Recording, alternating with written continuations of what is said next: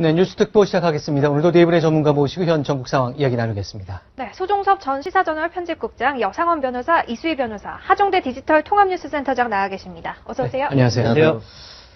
네, 이제 지금 상황 관련해서 저희가 사람 이야기를 좀 중심으로 가봤습니다. 최순실 게이트, 이 현재 상황으로 우는 사람들, 몇 명 떠오르는 사람들이 있는데 관련된 얘기 좀 나눠보겠습니다. 네, 세 사람이 준비되어 있는데 소종섭 국장님 누가 나올 것 같으세요? 뜯으면? 대답이 어려우신가요? 어려운 문제죠. 네. 예, 우는 사람 하면 정치적으로 본다면 박원순 서울시장이나 안철수 전 대표? 네. 가 아니라 예. 의외의 인물을 준비했습니다. 김수남 검찰총장을 준비를 했는데요. 네, 며칠 전에 국정조사 시작됐는데 그날 기관 보고할 때 검찰총장이 나오질 않았습니다. 네. 그래서 생긴 국회 소동을 보는 것으로 시작해 보겠습니다. 대검찰청의 경우 검찰총장과 차장, 반부패부장, 이정인 3인이 불출석 사유를 제출하고 출석하지 않았습니다. 수사 중인 사건의 중립성과 공정성을 기한다는 이유입니다. 검찰총장이 비어있는 기관복은 아무 의미가 없습니다. 총장의 다리조차도 만들어 놓지 않고 무슨 기관복을 받습니까? 검찰총장이 지금 참석하지 않았다고 해가지고 오늘 참석한 사부처 기관장 그러면 정인 선수를 받지 않을 겁니까?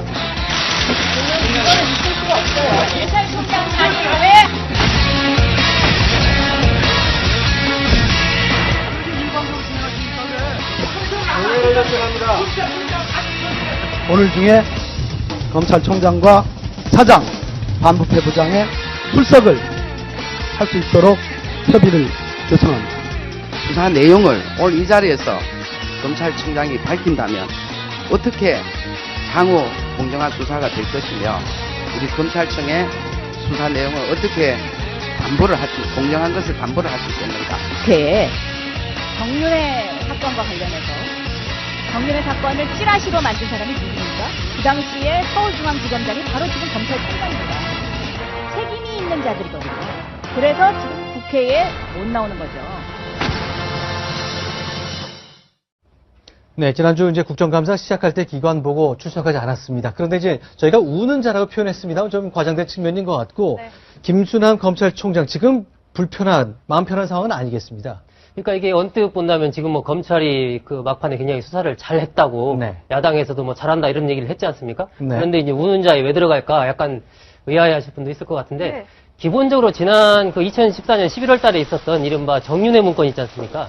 그 당시에 김수남 검찰총장이 서울중앙지검장으로 있었거든요. 네. 그 수사 전반을 어쨌건 지휘하고 책임졌던 사람이기 때문에 그 당시에 검찰이 수사를 제대로 했으면 네. 현재와 같은 최순실 씨 이런 국정농단 사건을 진작에 좀 방지할 수 있지 않았느냐 이런 이제 문제 제기가 되는 것이고 그 당시에 이른바 정윤회 씨를 중심으로 한 비선실세, 이 문고리 3인방 등등의 국정농단 부분들이 그 정윤회 문건에도 일부 언급이 돼 있었는데 네. 왜 그 당시 김수남 서울중앙지검장은 이 사건을 철저히 수사하지 않았는가 이런 이제 의혹이 제기되면서 이번에 또 박영수 특검이 네. 필요하면 검찰총장도 조사하겠다. 네. 이제 이렇게 이야기하면서 우는 자는 모르겠지만 좀 마음이 그렇게 편치는 않을 것 같습니다. 마음이 불편한 이유 중에 하나가 최근에 이 대검찰청 간부회의에서 이런 얘기를 했다고 합니다. 법불하기. 법은 신분이 귀한 사람에게 아부하지 않는다. 검사는 그래야 한다. 이 얘기를 계속했다고 하는데요. 지난 취임식 때도 중립성을 강조하면서 법불하기를 외웠다고 했어요. 그렇게 말을 했는데 예. 네. 결과가 그렇게 안 됐지 않습니까? 네. 왜냐하면 2014년 정윤회 씨 문건 사건 때 네.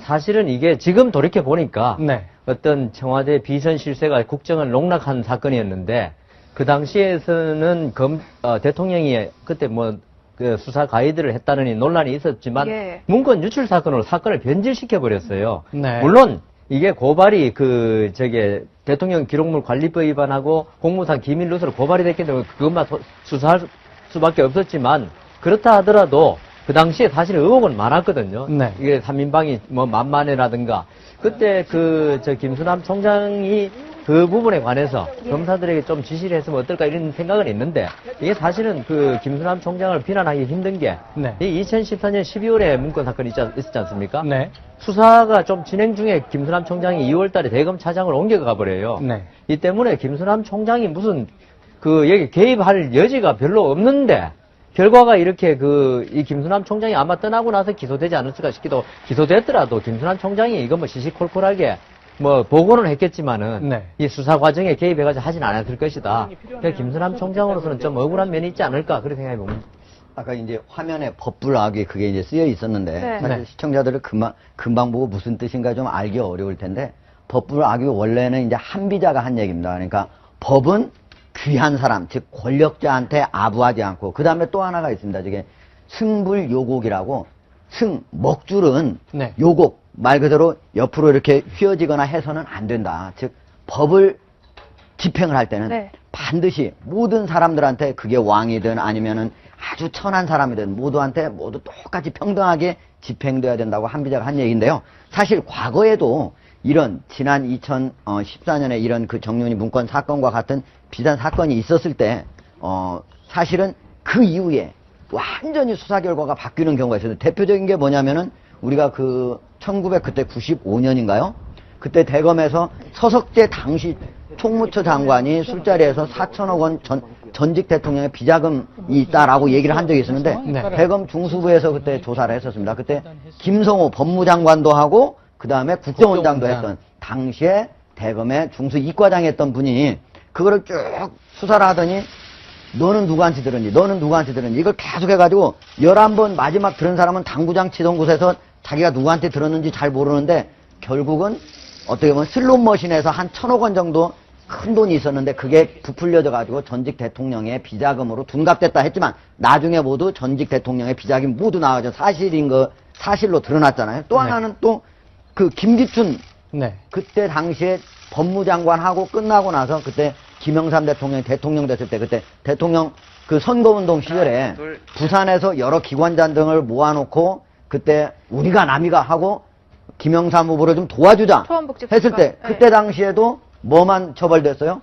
바로 거기에 도청한 도청했다고 사람들. 하는 것만 하고 네. 그거 본질 즉 선거에 기관장들이 개입했다고 하는 사실은 전혀 처벌이 안 됐어요.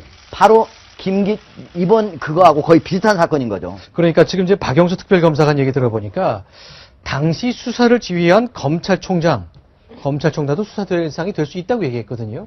이제 그 특검에서 아마 그 1순위 안에 들어가야 되는 그 대상이 이 정윤회 문건 파동 있죠. 왜 이것이 그 문건의 실체에 대한 거는 수사하지 않고 이게 유출에 대해서만 갑자기 이렇게 바뀌었는지에 대해서 이제 관련자들에 대한 수사가 돼야 될 텐데 저는 김수남 총장이 떨고 있다 그러면은 그럴 만한 업보가 있는 게 9월 달에 고발됐을 때 네. 저 형사 8부에다가 그 검사 3명 있는 데다가 배당을 했잖아요. 네. 그리고 계속 미루다가 압수수색을 하고 또 단적으로 보여줬던 게 우병우 전 수석의 팔짱 끼고 수사받던 모습이었죠. 그거는 뭐 최순실 게이트가 아니라 본인의 개인적인 횡령 혐의였긴 했지만 여하튼 그런 면에서 김수남 총장의 이 최순실 게이트의 처음에서 보여줬던 그 비겁하고 어정쩡했던 모습 그것 때문에라도 총장으로서 좀 떳떳하지 못했다. 지금 뭐 대통령이 지금의 사실상 피의자로 공모관계로 해서 기소가 돼서 처음을 잊어버린 분도 많은데 예. 처음에 그 굉장히 비겁하게 시작을 했었어요. 이 게이트가. 예. 네, 그런데 검찰의 지금 해명을 들어보면 이렇게 얘기를 합니다. 당시에 문건의 사실 내용을 확인하기도 정말 어려웠고 또 박건정 경정 얘기 들어봤을 때 근거가 없었다. 거기다가 이 문건 안에는 정 씨와 뭐 부인 최순실 씨가 별거했다 이런 사생활 관련 내용만 있었지. 지금의 국정농단과는 관련 없는 내용만 있었다. 이렇게 해명을 했어요. 액면 그대로 믿어야 될까요? 근데 이제 그 예. 내용 중에 뭐 이제 최순실 씨가 1위, 정윤회 씨가 2위, 박근혜 대통령은 3위다, 권력 서열이 뭐 이렇다 이제 그런 등등 내용도 들어가 있지 않습니까? 그러니까 이게 하나의 법적인 잣대로만 사실 땡철하게 이걸 봤을 때는 지금에서 어떻게 그걸 문제 삼을 수 있냐라고 얘기할 수도 있겠지만 지금처럼 이렇게 사안이 커지는 상황에서 봤을 때는 네. 그 당시 문건의 여러 부분 내용 중에 현재와 연결되는 것들이 많이 있거든요. 또, 이것이 오히려 그 당시에 철저히 수사를 했더라면 당장 고발된 내용 외에도 다른 부분들까지 예를 들면 그런 최순실 씨라든지 정윤회 씨의 개입 의혹까지 더 범위를 넓혀서 제대로 수사를 했으면 그 와중에 드러날 수도 있지 않았겠느냐. 이런 문제들을 지금 할 만한 상황이 된 거죠. 예. 예. 근데 이거는 검찰의 의지 문제다 봅니다. 네. 왜냐하면 검찰이 그 당시에 사실 검찰이 그 고발한 것만 수사하는 게 아니고 인지수사도 할 수 있고 또 대검이고 이러면요. 서울중앙지검이면 사실 투서 이런 게 엄청나게 하루에도 많이 들어옵니다. 네. 이런 정보를 전부 다 그 보관하고 있는 검찰이 네. 그 청와대에서 고발한 부분만 수사한다 이거는 조금 문제가 있었죠. 네. 당시에 사실 우리가 그 2007년부터 최순실 씨의 어떤 그 박근혜 대통령과의 어떤 그 유착 관계는 그때부터 이미 다 알고 있었던 거거든요. 근데 그 검찰에서 이런 정보가 하나 없었다. 그거는 좀 도로 이상한 거 아니겠습니까? 그러니까 그 검찰에서 이런 그 저기 정보를 파악하고 있었음이 명백하고 만일 몰랐다면 검찰 정보력이 전혀 부재한 거죠. 네. 그 알고 있었다면 이런 문제를 가지고 그 부분으로 간단하게 네.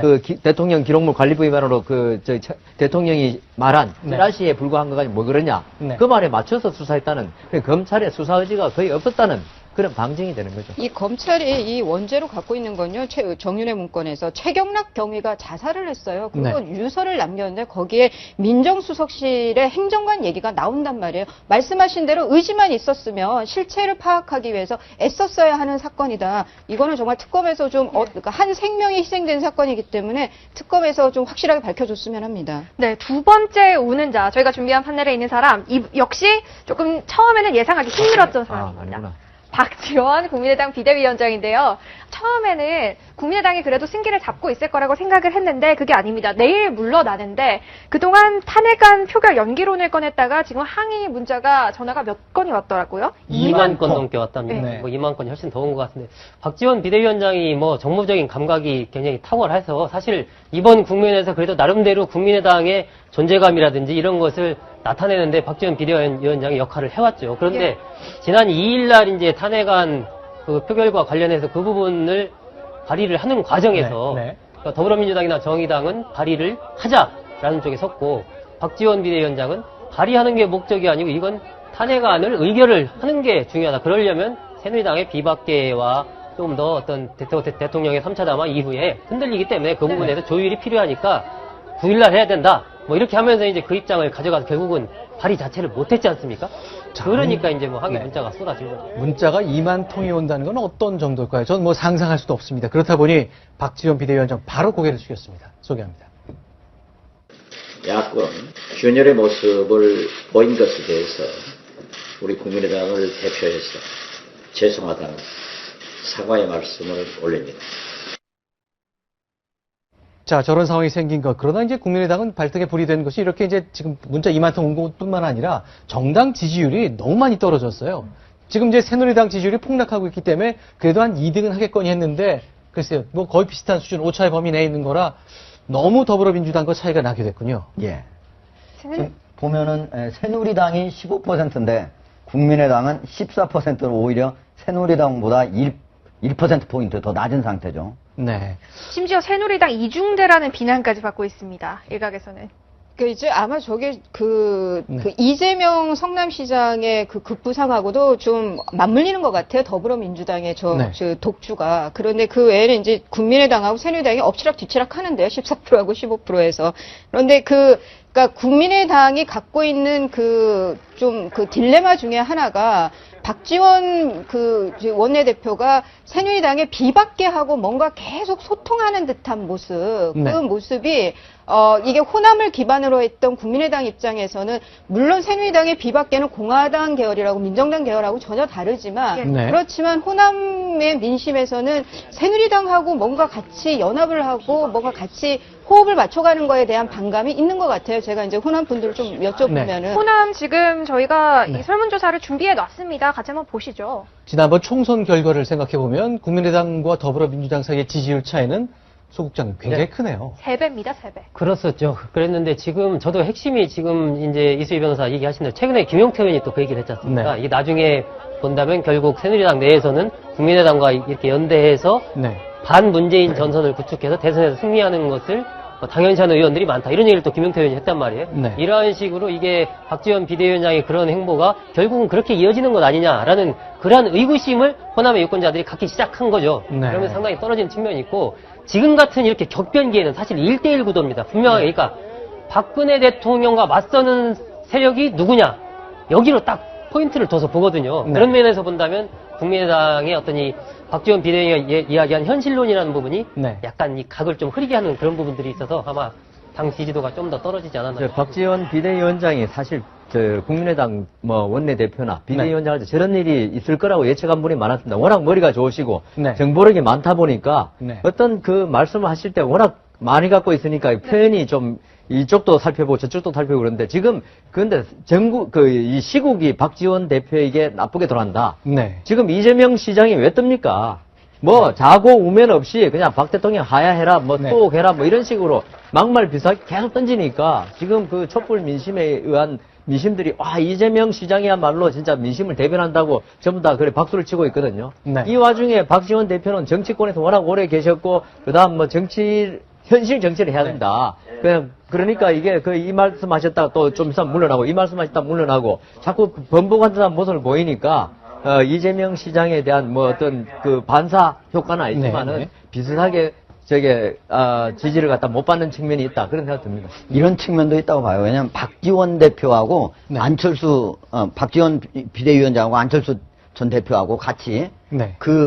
이번에 좀 역할 분담을 했다고 봐요. 그러니까 네. 안철수 대표 같은 경우에는 이번에 어떻게 보면 국민들하고 거의 호흡을 같이 하는, 즉 다시 말해서 즉각적인 하야 그리고 탄핵 이런 것들을 기성 정치인 중에서는 가장 먼저 얘기를 했던 분이거든요. 네. 그런데 반해서 같은 국민의당임에도 불구하고 박지원 비대위원장은 오히려 새누리당하고 특히 새누리당의 비박계에 있는 의원들하고 어떻게 하면 공조를 해서 탄핵을 할 경우에 과연 탄핵을 그냥 국회에 제출하는 게 문제가 아니라 그거를 성사시키는 게 통과되는 게 중요한 거 아니겠습니까? 그런 네. 것들을 계산했기 때문에 9일날 하자고 하는 얘기도 있을 수 있고 여러 가지 계산을 한 거였는데 국민들한테는 그런 상세한 어떤 정치적인 그런 치밀한 계산 이런 것까지 들어가는 것이 마치 후퇴하는 것처럼 보였다 이렇게 볼 수 있습니다. 이게 상대적으로 본다면 어떻게 보면은 야권이 주도권을 확 갖고 가고 비박계를 끌고 가는 형태가 돼야 되는데 네. 비박계한테다가 야권의 운명을 맡기는 듯한 매달리는 듯한. 예, 이런 식의 이제 어떤 표현이나 네. 전략적인 그런 행보를 보이니까 이건 아니지 않느냐 뭐 그런 부분도 영향을 좀 미치는 것 같습니다. 네. 박지원 의원 오늘 페이스북을 한번 볼까요? 네.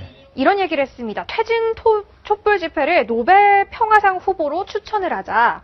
DJ에 이어서 두 번째 노벨 평화상 수상을 위해서 할 수 있습니다. 이런 얘기를 했는데 뭐 논란은 차치하고 이게 가능은 한 겁니까, 하중대 국장님? 그 자체가 네. 일단 저 촛불 민심 앞에 고개를 다시 한번 숙인 거로 봐야 되는 거겠죠. 예, 제가 보기에는 안으로 보입니다. 어떤 네. 그 노벨 평화상을 네. 1인만이 아니고 네. 무슨 단체 이런 데 다 줄 수 있거든요. 네. 그러니까 지금 저희 촛불 민심에 준다면은 어떤 상징적인 의미죠. 대한민국이 어떤 이렇게 수백만이 모여서도 평화적으로 해서 뭐 정권 교체가 될지 안 될지 모르지만은 그래서 가능을 한 것 같습니다. 제가 보기에는 박지원 대표가 그동안 2만 통이나 네. 항의 문자 받고 하니까 그런 촛불 민심에 부응하기 위해서 한 얘기 아닌가 이런 생각이 듭니다. 네. 알겠습니다. 이번에 그럼 세 번째 사람 한번 볼까요? 네, 이번에도 역시 제가 한번 문재인 인물. 맞춰볼게요. 네, 맞춰보세요. 박근혜 대통령 아닙니까? 너무 쉬워서 네. 뺐습니다. 조금 어려운 인물, 반기문 유엔 사무총장으로 했는데요. 얼마 전에 CNN과 인터뷰에서 이런 얘기를 했습니다. 먼저 듣고 이야기 나눠보겠습니다. After that, come January 1st, I will think about my own future, about me, about my family, about my country, what would be the best for me to serve. 불과 한 2달 전만 해도 반기문 유엔 사무총장이 내년 1월 중순쯤 들어오면 새누리당의 유력한 후보가 되지 않을까 하는 유력이 많이 점쳐졌었는데 이제는 뭐 그렇게 생각하는 예. 사람 없을 것 같아요. 저는 저희 최순실로 우는 자, 박근혜 대통령이 당연히 1등일 줄 알았는데 기가 막혀 울지도 지금 못하는 자 이렇게 하면 나오겠네 보니까. 지금 저는 세 분 중에서 있죠. 네. 최순실로 우는 자라면 당연히 1등은 저는 반기문 총장으로 생각했습니다. 네. 최순실 사태가 나기 전까지만 해도 뭐 친박의 등에 업혀서 꽃감마 타고 새누리당에 들어와서 저희 대선에 나간다고 했는데 지금 최순실 때문에 뭐 친박은 그냥 온 국민의 공적 그리고 새누리당 내에서까지 공적이 돼 있는데 그렇죠. 친박으로 간다는 건 말이 안 되고요.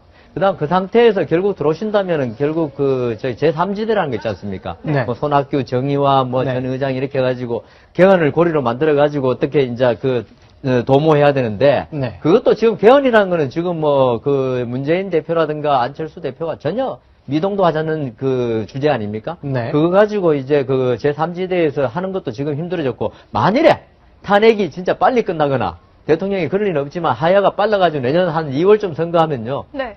반기문 총장 몸풀기 체조도 하기 전에 대선이 끝나버려요. 그래서 반기문 총장이 만일 대선에 꿈이 있었다면은 네. 최순실 사태로 가장 뼈 눈물이 아프구나. 많이 흘려야 될 사람인 것 같습니다. 조금 다른 그 견해들도 있죠. 이제 반기문 총장이 시간이